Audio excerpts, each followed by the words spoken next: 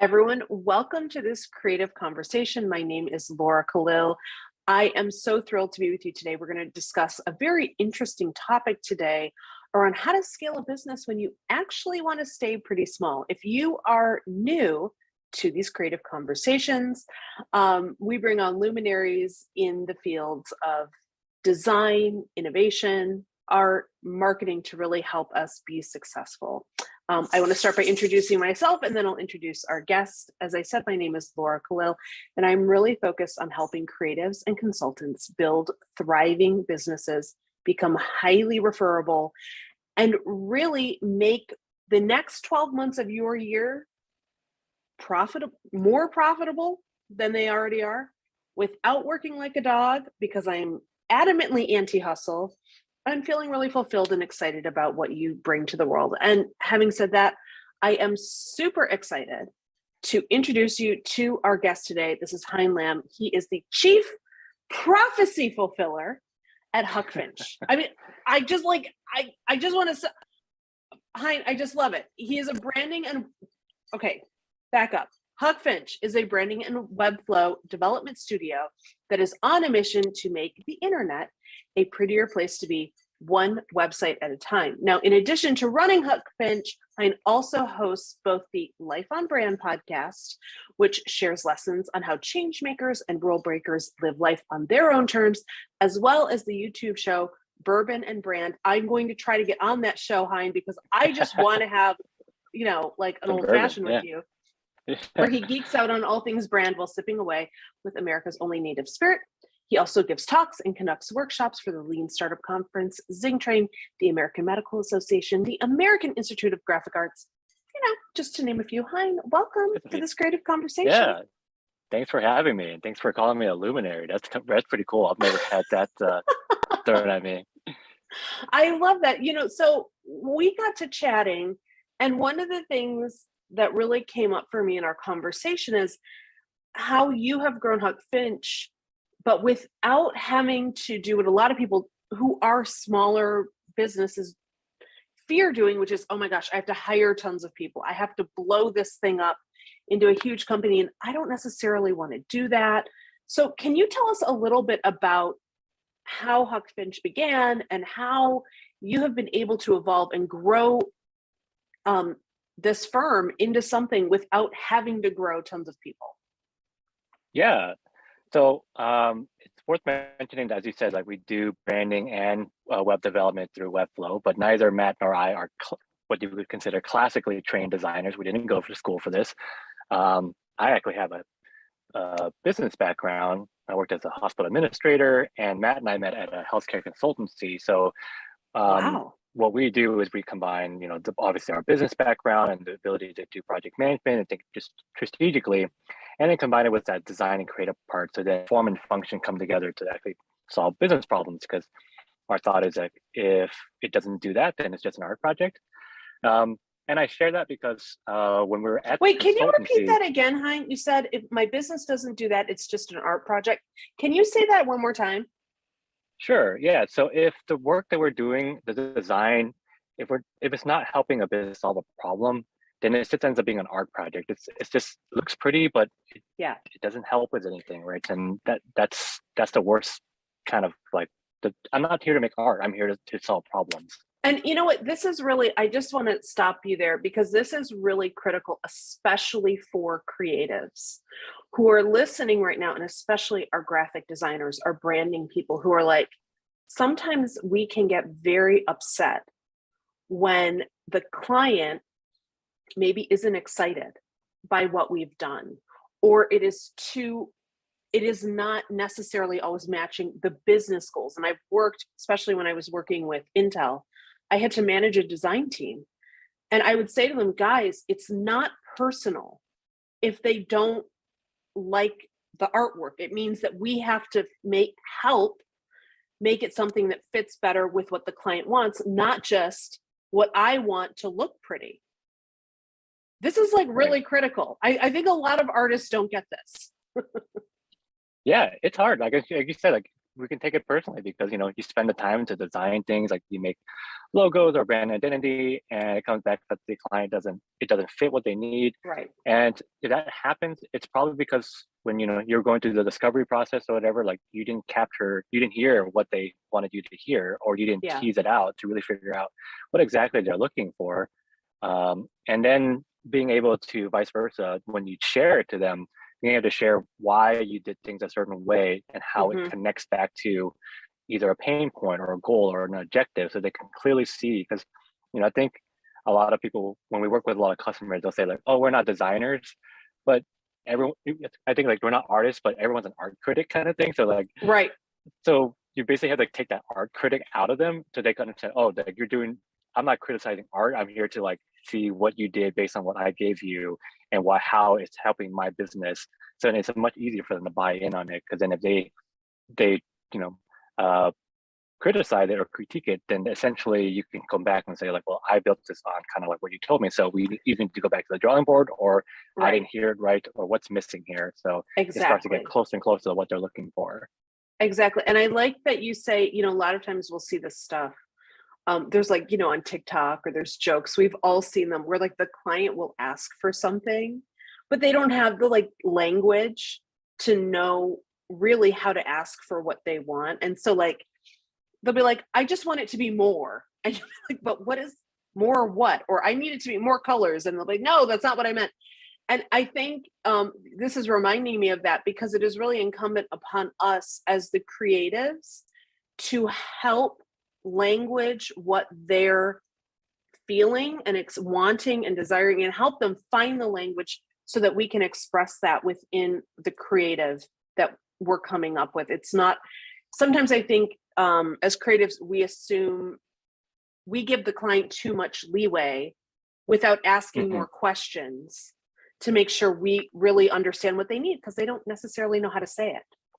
Yeah, and I think the other part of that equation too is it's our job to make sure they understand why we did things a certain way. So, Yeah. you know, we'll build like launch websites. Will be a one pager. It's somewhat kind of long, and the whole idea is like there's gonna be a lot of content in there. So I need to be able to get people to look at certain things and grab their attention. So I'll add animations and things like that. And my client may not love the animations, but it's my job to explain to them why. It's like, this homepage is much bigger than we want it to be. There's so much content in here. Where are they going to look? So let's make sure they can Right. see it. So they're like, Love okay, it. well, I don't love it. I understand why you did it. So let's keep it. Okay. So, I'm sorry. I just had to go on that tangent. Please continue. no, yeah. No, yeah. So like so we used to work at a healthcare consultancy, and I bring that up because they did you know, this kind of dates me a little bit, but they were doing an exercise like a few years before 2020, and they're like, you know, let's do a quick visioning project. And they had this like vision, you know, when I joined, I was the first employee, and by the time we did this, we had about 15, 18 employees. So it grew quite exponentially during the short time I was there.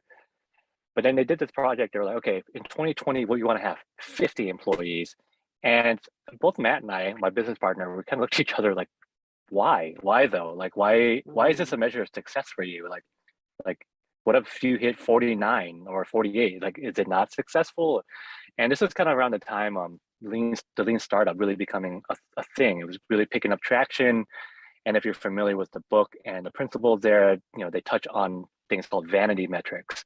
Yeah. And, you know, these are metrics that we kind of measure, but they actually don't mean anything. Like website traffic. You can get 1 million website like visitors, but if none of them are going to convert, it's kind of pointless, right? So so this to us was a vanity metric of like, this doesn't even measure anything in terms of success. So when we started Huckfinch, we were very intentional about thinking about this experience and thinking to ourselves, do we want to grow this beyond the two of us? Because does that mean anything to me? Would I feel like pride in that? And sure, but like, it doesn't necessarily go down to where I want the company to go. And the other part of it too for us was we started this because we love what we do. We do love the branding and the development, the design work. And the more people I add, it's just going to be more and more layers away from me doing the thing that I love into doing something I don't necessarily love, but I guess I'm okay at, which is managing people and helping them grow. But, you know, you know, there's a lot of work to go into starting a business or running a business. Like, and I want to be able to do the stuff that I love. So that's kind of a lot of the background of that. And then the other part of it is, the idea of constraints too. Like I think there's like a quote that's floated out there that's either attributed to Michelangelo or Da Vinci, and the idea is like art lives from constraints and dies from freedom. And so I think this is something that connects like art and creativity a lot too, because I think a lot of people say like, oh, I'm not an artist, I'm not creative.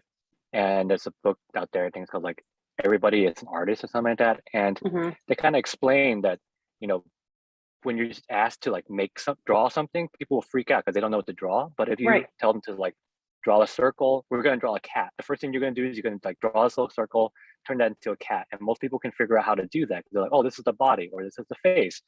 So you're giving people these constraints. And for us, it's like, okay, can we build a successful business with the constraint of 2 people? How do we do that? Because we can't scale through staffing.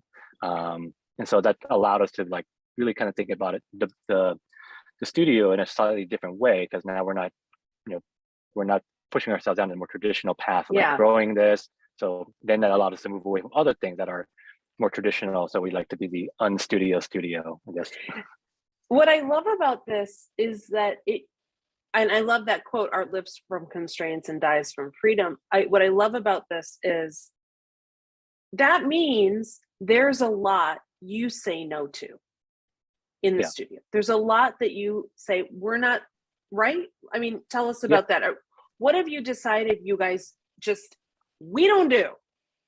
Yeah, exactly. Yeah. So in order to make this work, like we have to say no more often than we say yes. And we start by saying no to anything that's outside of branding and outside of like Webflow development. Like we can design and develop any website we want, but we particularly focus on Webflow because you know, the idea of saying no here is like we want to be really great at a few things rather than being mediocre at a whole bunch of things.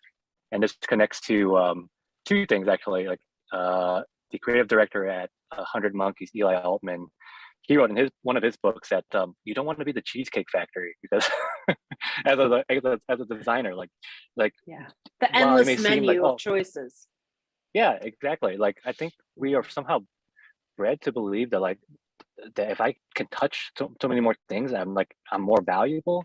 But like but I don't like the idea of being a master at none, and particularly in this space. Like, you know, like we want to be masters at a few things, and then we can go back and again solve that business problem and explain to our customers very well why they need to do things a certain way. But then also like in a comedic way, like Will Ferrell touched on it in a comedian Cars. He was like, you know, they went to a diner. He's like, I love a place that has like a giant menu because you know they do everything in here perfectly. And it's like that's true, right? I think like I think if you think about that concept of it takes you 10,000 hours to become a master, right? That's that whole idea. Let's say if you as a designer you do 12 different things. Like I do marketing, like ads, I also do websites and copywriting, all this stuff. Like if you had 24 hours a day, you know, imagining that you don't have to stop at all. If you do 12 different things like that, at most you can dedicate is 2 hours equally to each one of those. It would take you, I don't know, 10 years, 15 years in order to hit that 10,000 like hours to become a master.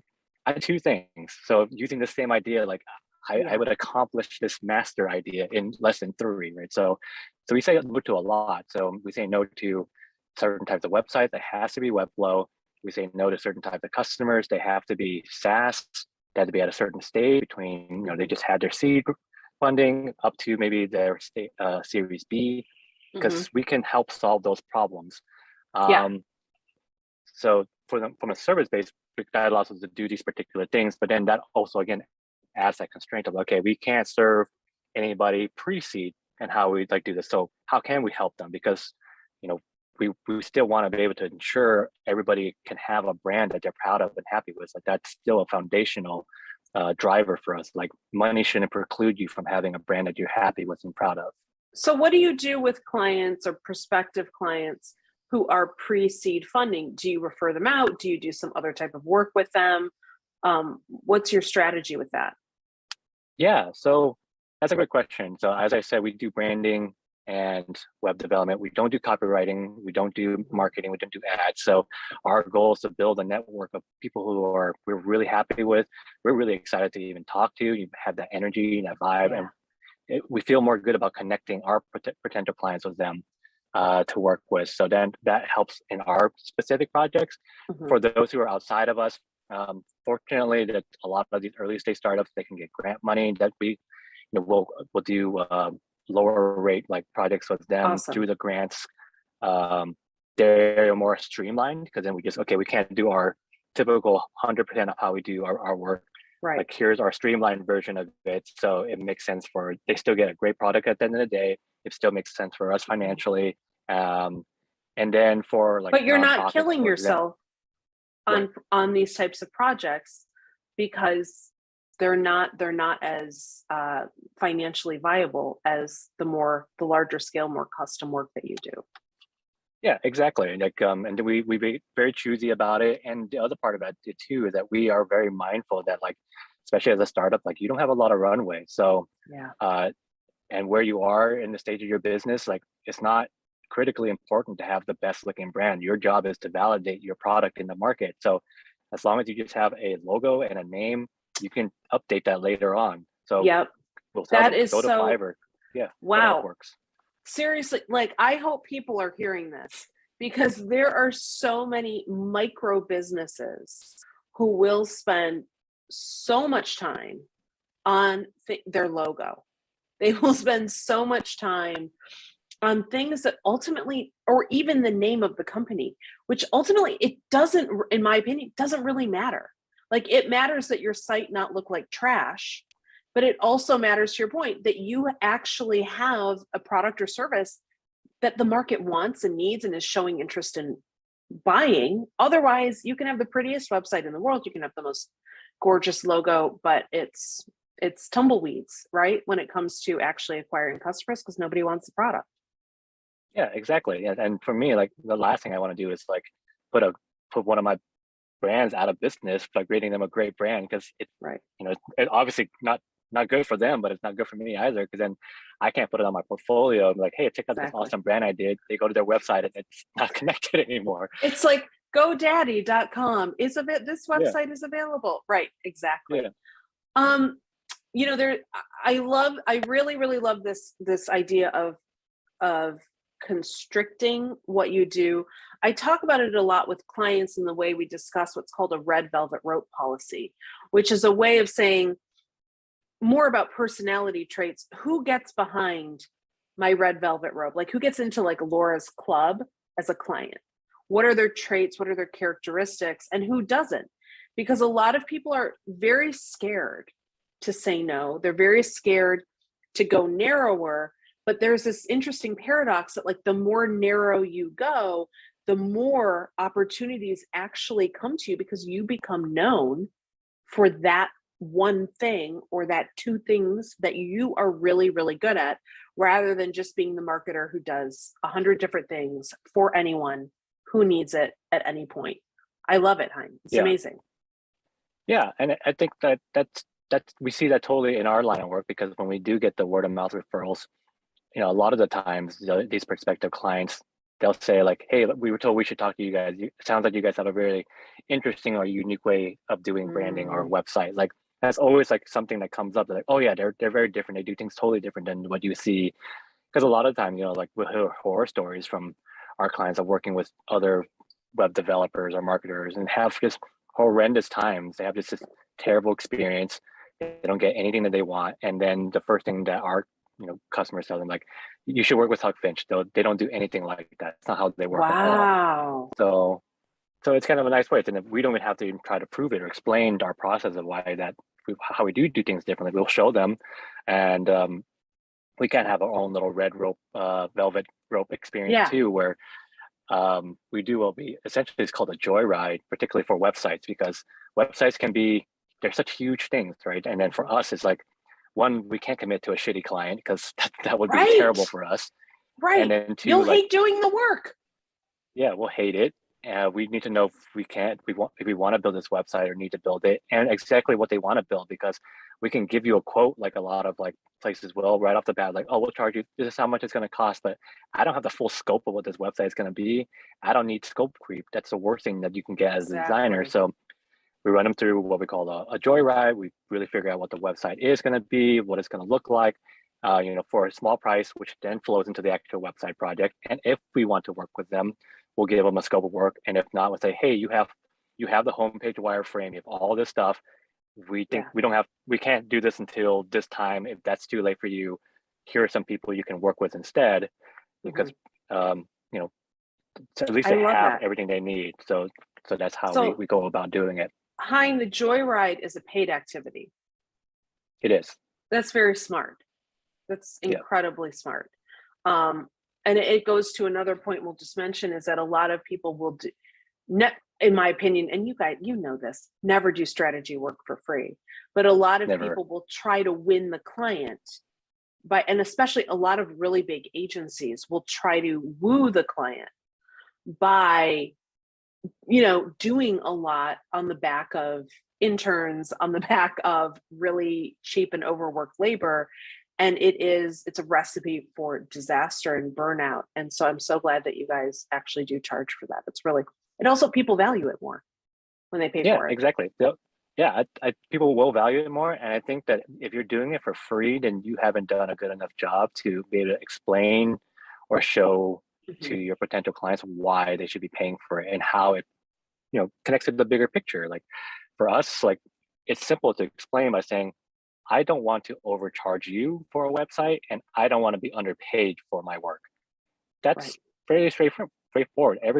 If they don't get it, that's enough of a red flag for me to walk away, saying like, Oh, I don't want to work with you. Right? If you don't understand exactly. that, that's pretty simple. So, and for me to explain to them that you're paying for this, but it's going to roll into the website, so it's not Right. like a entirely separate thing. Like so, it's I there, love it's it. connected, so they know where that money is really going, and it's for them to see that we're being very thoughtful and mindful. Like we want your website to be the way you want your website to be, not because of like what I'm charging you, and I gotta like churn this out so I can make my money. Mhm. I love it. Hi, our time has just like flown by, It which is has. always how I feel when I chat with you. It's such a pleasure. For people who want to learn more about you, where can they go? Yeah, the best place for them to go would be to our website at huckfinch.com. We're very excited that so we just worked with a great copywriter friend, Cole Schaefer. Uh, I think like it's so true when they say, when we work with our clients, they're like, oh, we have these words, but we don't necessarily know how to like put it down to kind of explain what we do.